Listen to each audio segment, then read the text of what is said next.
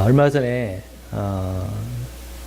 제 아내와 쇼핑을 간 적이 있습니다.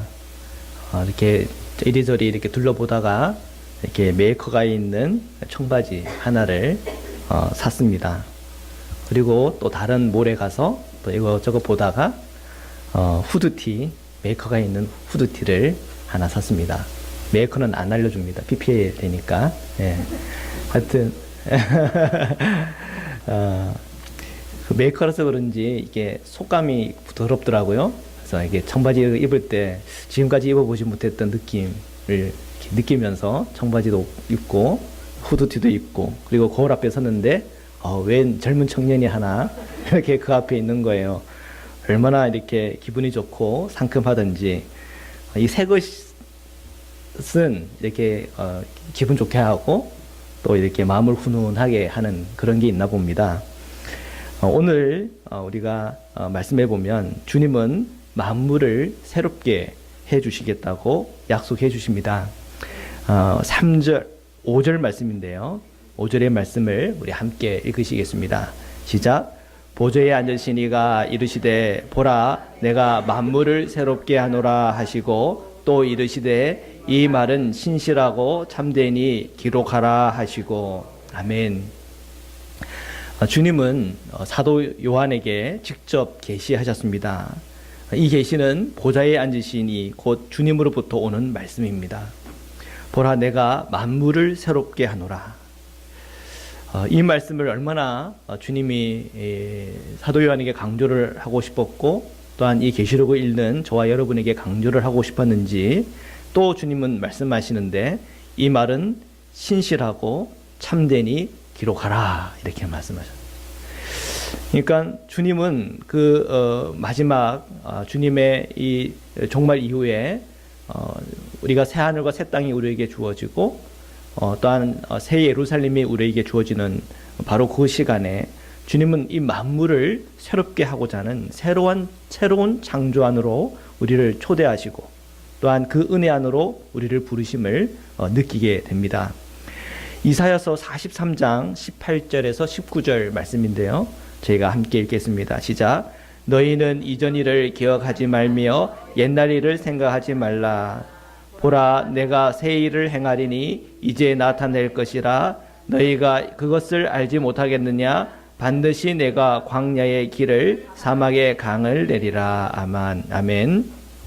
여기 보니까 내가 새 일을 행하리니 이렇게 말했습니다. 주님의 보좌로부터 온 그 말씀이 사도 요한에게 완전히 새로운 말씀이냐? 그건 아니에요. 이미 이 이사야의 예언 속에서 주께서 이 이사야에게 예언하시기를 내가 새 일을 행할 것이다. 이 말이 곧 이 예언자들의 예언의 흐름 속에서 이미 우리에게 주어진 말씀이라는 것을 확인하게 됩니다. 이사야서 65장 17절입니다. 함께 읽겠습니다. 시작. 보라 내가 새 하늘과 새 땅을 창조하나니 이전 것은 기억되거나 마음에 생각나지 아니할 것이라. 아멘. 자, 이 이사야의 예언을 이렇게 보면 주님께서는 새롭게 하실 때 어떻게 새롭게 하시냐면 광야의 길을 내어주시고 또한 사막에 강물이 흐르게 하겠다 이렇게 말씀하십니다. 이렇게 새롭게 될 때 우리는 그냥 이것을 문자적으로만 생각하면 사실은 이 알래스카에 강물이 흐른다고 한 게 새롭지가 않아요. 그죠? 사막이어야 새로운 거지. 그죠? 사막에야 이렇게 강물이 흐르면 새롭고, 알래스카에는 어떻게 돼야지 좀 뭔가 좀 새로워질 것 같으세요? 이게 좋은 기업도 좀 들어오고, 일자리도 많아지고, 그죠? 베네핏은 더 많아지고, 그죠? 이렇게 심으면 그냥 뭐 사계절 내내 그냥 막 채소들이, 야채들이 막 나오고, 그죠? 배추도 이렇게 좀 싸게 좀 팔고, 그러면 이제 이 알래스카에 정말 강물이 흐르네 이렇게 우리는 느끼게 될 거예요. 그럼 이제 우리가 눈에 보이는 풍요와 풍족을 생각할 때 그렇게 되겠죠. 오늘 이 말씀에 보면 이 광야의 길을 사막의 강물을 흐르게 하겠다. 이 이사야의 예언이 정말 이 사막에서 살던 백성들에게는 정말 이것은 꿀맛처럼 느껴졌을 것이고 그들에게 꿈꾸고 희망하며 노래하는 제목이 되었을 것입니다. 오늘 본문 그리고 좀 전에 그랬던 말씀 이사야 말씀에 보면 새 하늘과 새 땅을 이렇게 창조하면서 이전 땅과 하늘에 관해서는 기억하거나 생각하지 않을 거라 이렇게 얘기했단 말이에요. 이전 땅과 하늘에 관해서 왜 기억하고 싶지 않고 또 생각하지 않고 싶을까? 그게 고통이었고 고난이었고 어려움이었기 때문에 슬픔이었기 때문에 그랬을 거예요. 그러나 하나님께서 새 하늘과 새 땅을 창조하실 때는 이제는 더 이상 옛 하늘과 옛 땅은 없어요. 그때 우리가 느꼈던 슬픔과 고통과 아픔, 상처 그것은 다 떠나고 없을 거예요. 그런 의미에서 오늘 본문 말씀에 만물을 새롭게 하시겠다라고 할 때 이 말씀은 오늘 우리의 마음을 위로하는 말씀이고 더 이상 우리가 슬픔도 없고 눈물도 없고 또한 죽음도 없고 고통도 없는 하나님의 놀라운 약속의 말씀을 우리에게 주시는 것입니다. 자, 여기서 만물을 주님은 새롭게 하겠다고 약속하셨는데 이것은 이사야의 말씀 속에서 내가 새롭게 하겠다라고 하는 말씀 속에는 나오지 않는 단어입니다. 만물.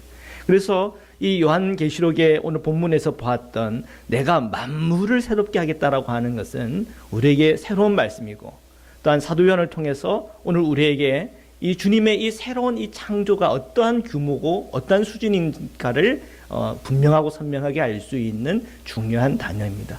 이 만물이라고 할 때 영어 성경에 보면 all 이렇게 되잖아요. all, all, everything 이렇게 되는 모든 것입니다.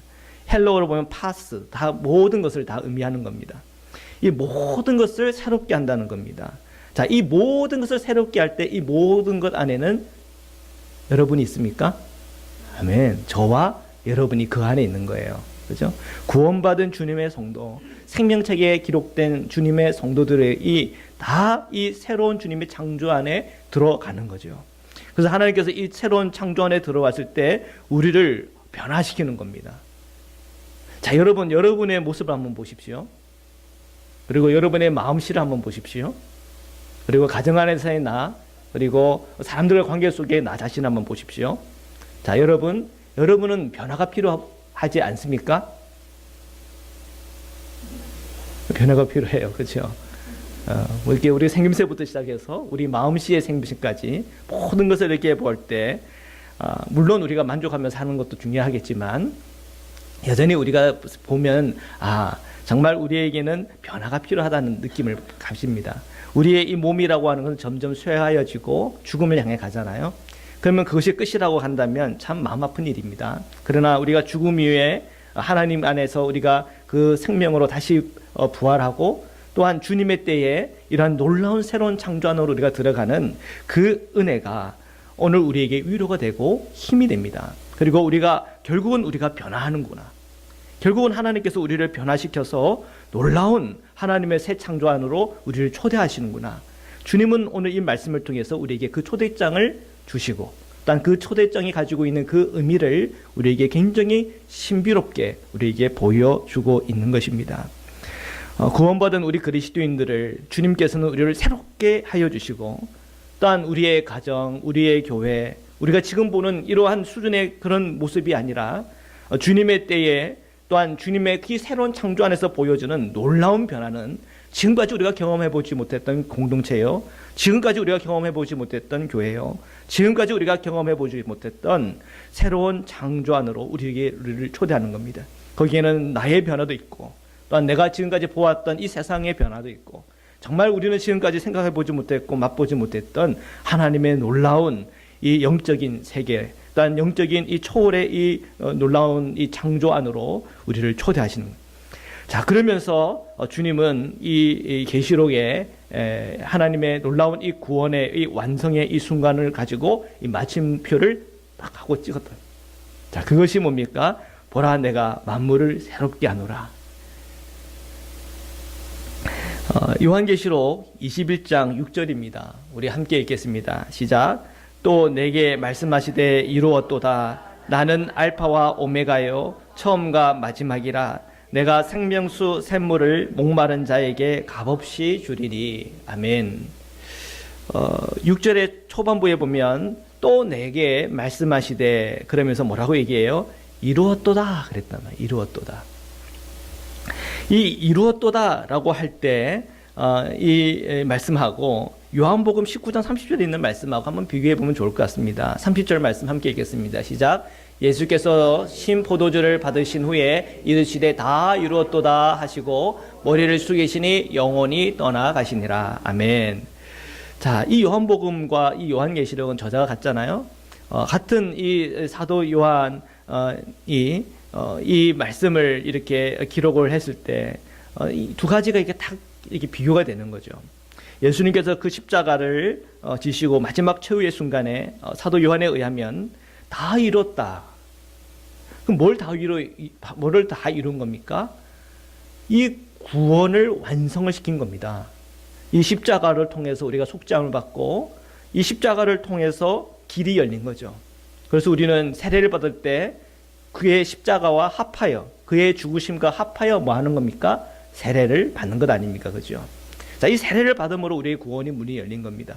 그러면 이 구원을 통해서 우리에게는 무엇이 우리에게 임하는 겁니까? 그의 부활하심과 동일하게 우리가 그 생명으로 같이 사는 거 아닙니까? 그래서 우리는 이 십자가와 부활을 통해서 우리는 구원의 감격과 또한 이 구원을 통한 우리의 영원한 생명이 우리에게 선물로 주어지는 그 모든 은혜를 통해서 우리는 구원이라고 말하는 것이죠. 그래서 주님은 그 십자가를 통해서 그 십자가에서 다 이뤘다. 그래서 이 구원의 완성의 도장을 탁 찍은 겁니다. 자, 그럼 오늘 말씀에서 오늘 말씀에서 주님께서 사도 요한에게 얘기할 때 이루었도다라고 말할 때 뭘 이뤘다는 얘기입니까? 이제 이 구원의 이 실제가 무엇인지를 분명히 우리에게 그 완성된 모습을 보여준 거예요. 이 구원의 완성된 모습이라는 것은 무엇입니까? 새로운 창조 안으로 들어가는 겁니다. 이 새로운 창조 안으로 들어왔을 때 이제 더 이상 이전 것, 옛날 것은 다 이제는 잊어버려지고 다 내게는 이제 그것이 더 이상 나를 고통을 또한 그것이 찌르고 그것을 나에게 아픔을 주는 그런 것이 아닌 하나님의 이 놀라운 이 새로운 이 창조 안으로 우리가 들어왔을 때 이것을 보면서 주님은 다 이루었다 얘기하는. 자, 이 다 이루었다로 하는 것은 현재입니까? 미래입니까? 미래죠. 그죠? 우리는 예언서잖아요. 그죠? 요한계시록은 예언서이기 때문에. 근데 미래지만 이것을 현재적으로 선포했단 말이에요. 그것은 실제가 될 것이고 이것은 우리가 믿음의 눈으로 봤을 때 이것은 우리에게 실제가 될 것이고 이것이 이제 우리에게 현실로 펼쳐질 그 날을 있을 거라는 거죠. 그래서 주님은 그 미래에 있어서 그것을 현재적으로 그 미래의 그 순간을 현재로 삼아 주님은 선포하기를 다 이루었다. 또 이루었다. 이루었다. 이렇게 얘기를 하는 거예요. 이루었다. 우리는 이 구원의 이 실제가 만물을 새롭게 하시는 주님의 이 새로운 창조라고 하는 것을 기억하시길 바랍니다. 우리는 이 새로운 창조 안으로 들어갈 때 우리는 하나님의 이 새로운 창조물로 변화될 것입니다. 그래서 지금의 나의 이 성품이 아닌 거죠. 못된 성품.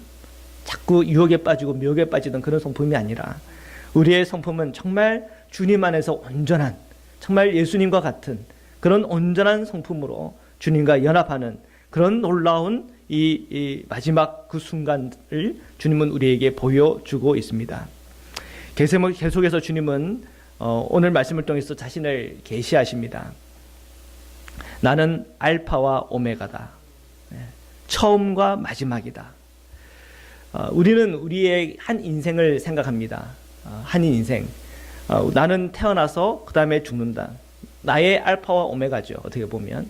근데 우리의 그 일생을 얘기하는 이 알파와 오메가가 아니죠. 예수님이 알파와 오메가라고 하는 것은 모든 창조부터 종말까지 또한 주님의 그 십자가를 통해 시작된 이 구원의 스타트부터 구원의 시작부터 이제 모든 것이 이제 우주적 종말로 끝나는 그 오메가까지 주님은 우리의 모든 과거와 현재와 미래 속에 정말 이 처음과 이 마지막의 그 모든 것을 총괄하시는 예수 그리스도라고 하는 것을 계시하는 겁니다. 그렇기 때문에 우리가 예수님이 알파와 오메가라고 하는 것을 안다면 우리의 자녀들도 그 알파와 오메가 되신 주님을 바라보도록 이끌어 가야 될 영적인 책임이 있을 줄 믿습니다. 우리 주님은 알파와 오메가가 되십니다. 그렇기 때문에 우리의 어떤 살아가는 이 인생에서 주님을 바라보고 믿음으로 반응할 뿐 아니라 우리의 자녀들도 또한 3대와 4대에 계속하여서 우리는 주님을 바라보고 정말 주님 오시는 그날까지 나아가야 될 줄 믿습니다. 이사야서 49장 10절입니다. 우리 함께 읽겠습니다. 시작. 그들이 줄이거나 목마르지 아니할 것이며 더위와 볕이 그들을 상하지 아니하리니 이는 그들을 긍휼히 여기시는 이가 그들을 이끌되 샘물 근원으로 인도하실 것임이라. 아멘. 6절에 보면 내가 생명수 샘물을 목마른 자에게 값없이 주겠다, 이렇게 또 약속을 하고 있습니다. 내가 생명수 생명을 목마른 자에게 주겠다. 이 약속의 말씀도 그냥 온 것이 아니라 이사야에서 이미 우리에게 주신 주님의 말씀과 같은 맥락 속에 있다는 걸 확인하게 됩니다. 주님께서는 뭐라고 얘기하냐면 샘물의 근원으로 인도할 것이다 얘기했습니다. 샘물의 근원.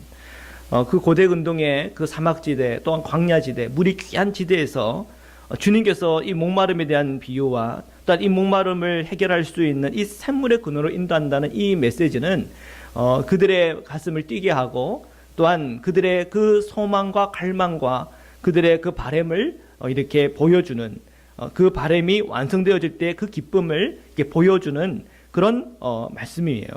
샘물의 근원으로 인도한다. 그런데 오늘 요한계시록에서 나오는 말씀은 샘물 앞에 뭐가 붙었어요? 뭐가 붙었어요? 생명수가 붙었어요. 맞죠? 생명수 샘물을 목마른 자에게 값없이 주겠다. 생명수 샘물. 이 생명수 샘물은 단순히 우리가 먹고 마시는 이 물이 아니라 이 생명수 샘물은 우리가 영원한 생명을 살아갈 수 있는 하나님의 은혜요. 또한 우리가 이 새로운 창조에서 경험되어지고 체험되어지는 하나님의 놀라운 능력입니다. 그것을 우리가 먹고 마시는 이 생명의 샘물을 우리에게 주시겠다는 것이죠. 요한복음 6장 35절인데요. 우리 함께 읽겠습니다. 시작. 예수께서 이르시되 나는 생명의 떡이니 내게 오는 자는 결코 줄이지 아니할 터이요 나를 믿는 자는 영원히 목마르지 아니하리라. 아멘. 우리가 요한복음에서 예수님은 자신을 얘기할 때 나는 생명의 떡이라 그랬습니다. 오늘 우리가 성만찬을 할 때 그 생명의 떡에 참여하는 은혜가 있을 것입니다. 자, 그리고 이 요한복음 6장 35절에 떡만 얘기하는 게 아니에요. 보십시오. 나를 믿는 자는 영원히 목마르지 아니하리라. 이 목마름에 대한 얘기를 하고 있어요. 근데 물이 안 보이네. 생략되어 있는 거죠. 그렇죠? 나는 너희에게 생명의 음료를 줄 것이다. 그 음료를 먹는 자들은 영원히 목마르지 아니할 것이다 그랬습니다.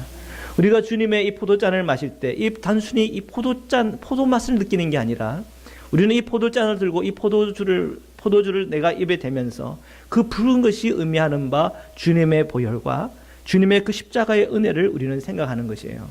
그러면서 우리는 주님의 이 놀라운 영원한 생명의 길로 인도하시는 주님의 놀라운 은혜가 이 성만찬을 통해서 우리가 함께 경험되어지고 체험되는 겁니다.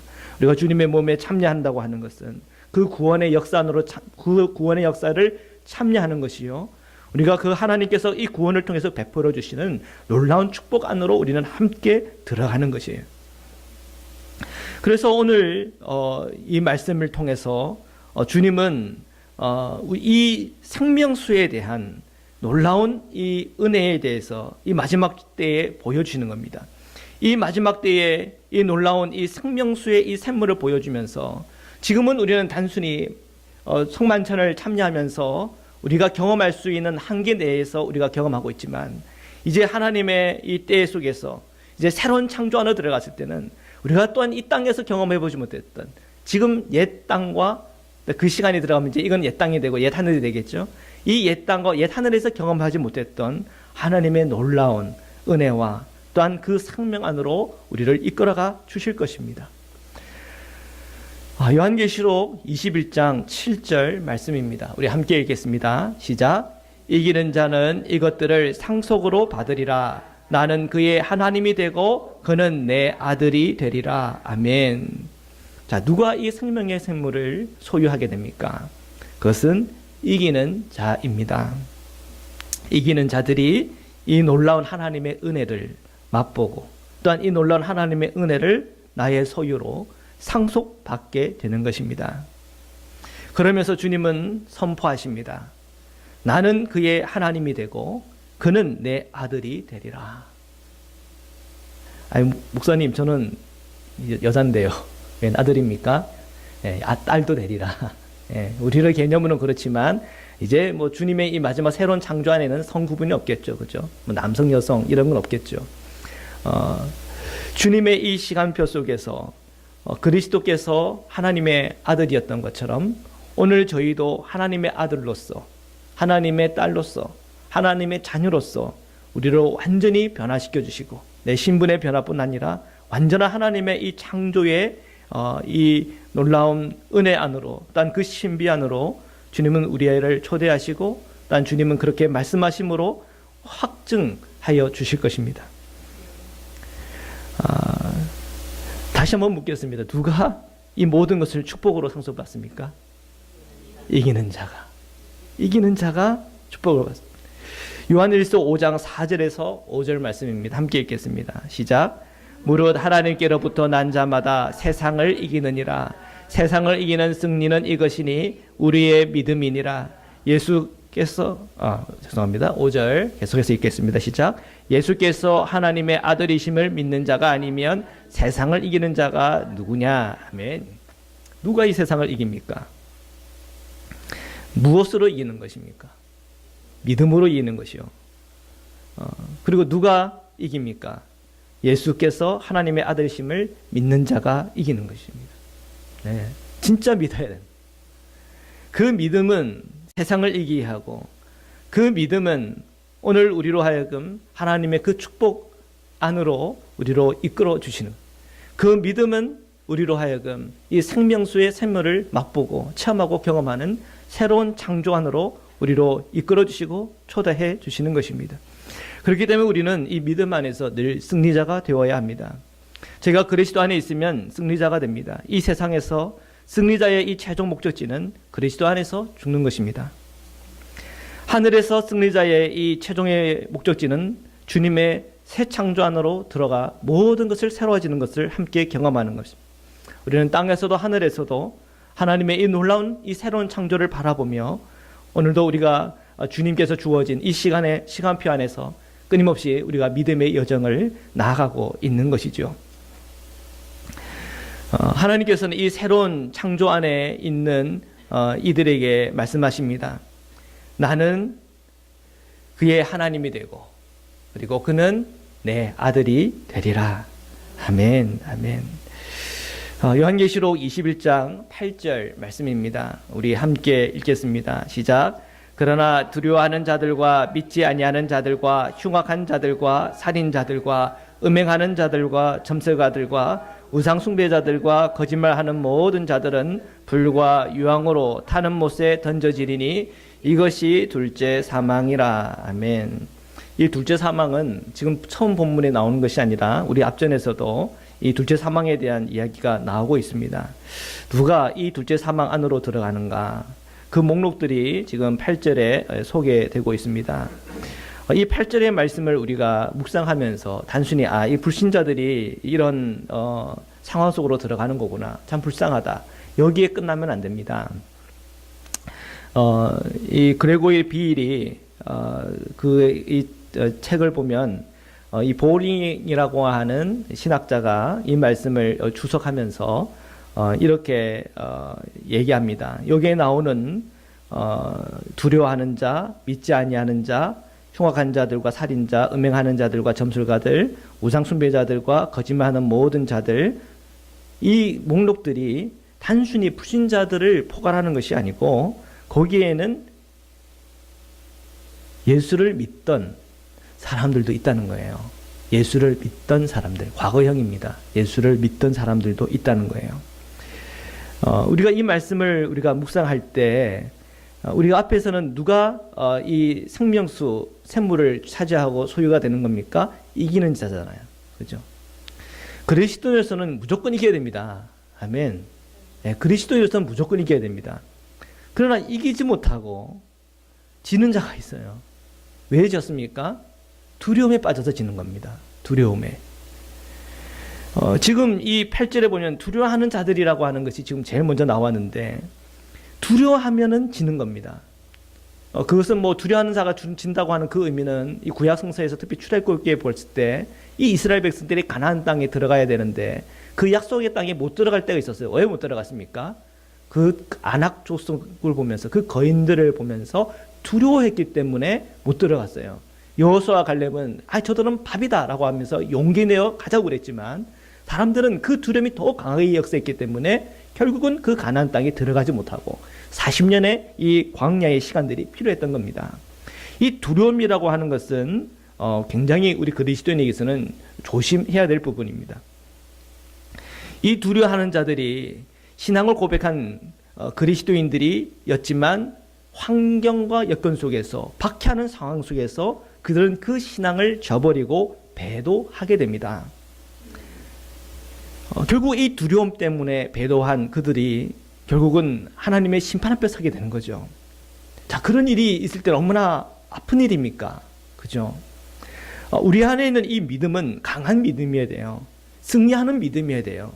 우리가 이 세상 속에 살아갈 때에 우리를 흔드는 그런 세력들에게 그것이 두렵기 때문에 거기에 머리를 조아리고, 그것이 두렵기 때문에 내 믿음을 버리는 일은 없어야 할 것이에요. 얼마나 비참한 일입니까? 믿음을 통해서 우리가 구원받는 이 기쁨과 은혜의 자리로 우리가 들어섰는데 그 두려움 때문에 우리가 무너져 버린다. 그거는 정말 아픈 일입니다. 이 두려움에서 우리는 그 믿음 속에서 승리하고, 또한 우리가 이 두려움이 아니라 담력과 담대함을 가지고 저희는 이 세상 속에서 승리해야 할 줄 믿습니다. 믿지 아니하는 자들. 자, 여기 정리를 했습니다. 한 4가지 정도로 정리를 했네요. 자, 두 번째는 뭡니까? 믿지 아니하는 자들. 믿지 않는 자들. 믿지 않는 자들은 단순히 불신자만 얘기하는 것이 아니라 우리가 믿는 성도로서 살아갈 때 그 믿음이 믿음이 아닌 것에 대한 경고의 말씀으로 저희들이 받기를 바랍니다. 아니 어떻게 믿음이 아닌 경우가 있습니까? 있어요. 믿음은요 항상 우리로 움직이게 합니다. 움직이지 않는 믿음은 믿음이 아니에요. 마가복음 5장 35에서 41절에 보면 예수님이 저편으로 건너가자라고 말할 때 예수님을 모시고 배에 올라탔습니다. 제자들이요. 그러나 또 큰 광풍이 이렇게 불어서 파도가 배에 부딪혀 가지고는 배에 물이 가득했습니다. 주님을 막 깨웠습니다. 주님은 일어나셔서 깨어서 이 바람을 꾸짖으시고 바다들어 잠잠하라 고요하라 말씀하셨어요. 정말 그러자 바람이 멎었고 또한 바다가 고요해졌어요. 그때 주님이 제자들에게 말했어요. 어찌하여 이렇게 무서워하느냐? 너희가 어찌 믿음이 없느냐? 이 제자들에게 책망하는 거예요. 이 광풍을 보고 또 파도를 봤을 때 그들은 두려워 떨었어요. 주님이 계신데, 그러면 주님 앞에 내려가서 어떻게 해야 된다고 그랬어요? 주님하고 같이 이불 뒤집어 쓰면서 같이 자요. 그냥 같이 자든지. 왜 우리는 그 담력을 가지고 주님은 제자들에게 꾸짖잖아요. 어찌하여 이렇게 무서워하느냐? 그러면서 얘기하는 것이 어찌 믿음이 없느냐? 두려워한다는 얘기는 우리 안에 지금 믿음이 없다는 거예요.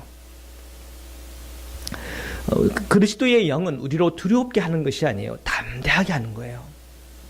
오늘 우리 구원받은 주님의 백성들은 담대해야 돼요.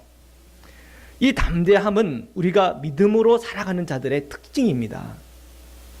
믿지 않은 자들, 믿지 아니하는 자들은 이 믿지 않은 것 때문에 넘어지고 부서지고 세상과 타협하고 또한 이 바빌론의 이 음녀의 유혹과 미혹에 다 빠져 들어가는 겁니다.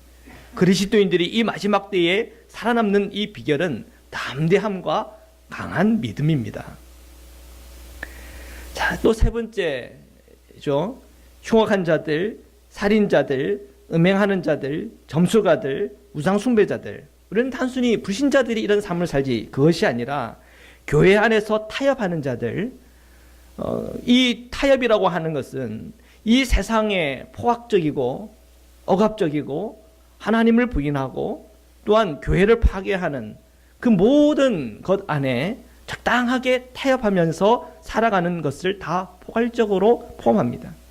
우리 그리스도인들이 믿는다라고 말하지만 이 세상의 흉악한 자들과 함께 어울리고 우리가 믿는다라고 말하지만 살인자들의 편에 서고 우리가 믿는다고 말하지만 음행하는 음행도 같이 겸하고 우리가 믿는다라고 말하지만 이 세상의 점술에 빠져 있고 우리가 믿는다라고 말하지만 우상숭배에 빠져 있다라고 한다면 이것은 스스로 거짓말하는 거라.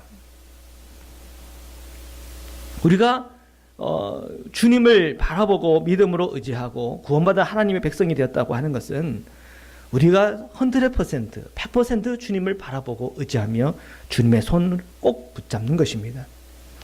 마지막에 이 네 번째죠. 거짓말하는 모든 자들. 물론 불신자들도 얘기하고 있겠지만 우리 그리스도인들은 거짓말하고 있지는 않습니까? 우리는 우리의 신앙 고백을 통해서 세상과 싸워 이기고 악과 타협하지 아니하면 오히려 저항하고 우리는 주님의 백성으로서 주님의 말씀을 순종하고 주님의 이 거룩한 삶을 살아가는 것, 그것은 그리스도인들의 참된 방향성입니다. 주님께서 우리에게 주신 구원이라고 하는 것은 나를 부인하고 자기의 십자가를 지고 그리스도의 길을 따르는 것입니다.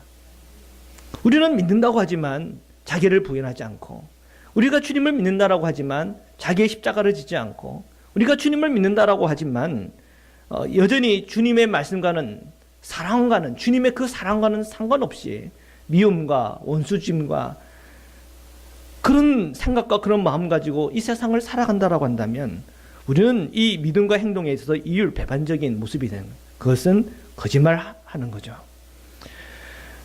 이 마지막에 요한계시록 21장 8절의 말씀을 이렇게 앞에 서면서 오리통에 한 대 이렇게 망치로 맞는 느낌을 가졌어요.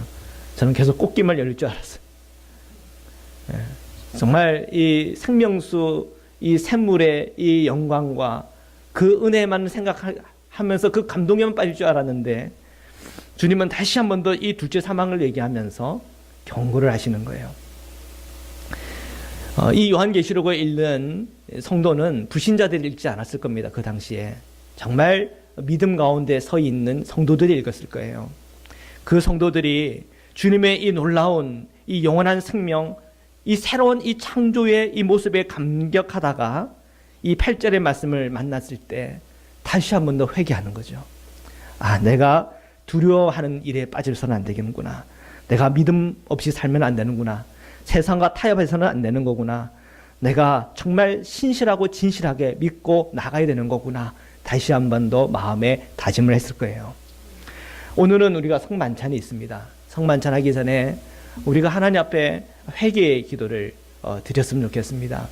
하나님, 오늘과 우리가 주님의 그 십자가와 또한 부활을 생각하면서 우리가 더 신실한 믿음 가운데 서게 하시고 주님께서 이 새로운 창조를 통하여 우리에게 구원의 이 기쁨과 감격을 우리에게 주시기 전 우리는 이 땅에서 주님의 거룩을 닮아가고 자기를 부인하고 자기의 십자가를 지고 나아가는 그리스도의 제자로서 끝까지 승리할 수 있도록 주님께서 성령께서 오늘 저에게 능력을 주옵소서.